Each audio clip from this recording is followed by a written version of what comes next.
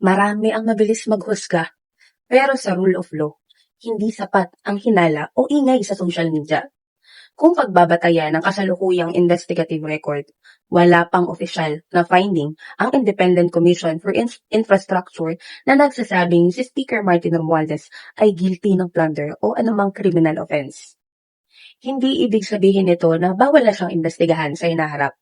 Pero kung may bagong akusasyon, kailangan itong suportahan ng bagong ebidensya. Hindi po puro haka-haka. Simple lang ang tanong.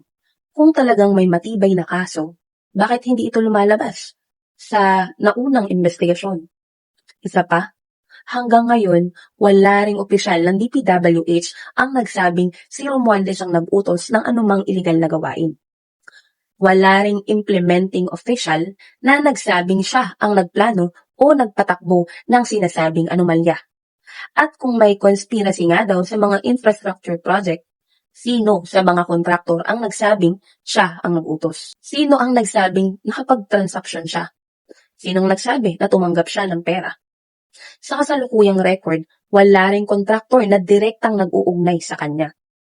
Sa batas, hindi po sapat na pangalan lang ng isang politiko ang banggitin. Kailangan may dokumento, may testigo, may paper trail, may aktwal na ebidensya na mag-uugnay sa kanya sa sinasabing krimen. Mahalaga rin pong tandaan na ang Office of the Speaker ay hindi po nagpapavid ng DPWH projects. Hindi ito nag-a-award ng kontrata. Hindi rin ito nag-i-inspeksyon ng proyekto o naglalabas ng bayad sa kontraktor. Ang mga tungkuling iyan ay nasa executive branch at sa DPWH mismo. Ang trabaho ng Kongreso ay magpasa ng budget. Hindi po ibig sabihin na dahil may budget, automatic ko na rin na sila ang nagpatupad ng proyekto o responsable sa bawat transaksyon. Ang linyang imposibleng hindi alam, isa lang iyong argumento. Hindi po yun ebidensya. Dahil sa korte, ang kailangang patunayan ay kung ano mismo ang ginawa ng isang tao. Sino ang inutusan niya? Paano siya nakinabang?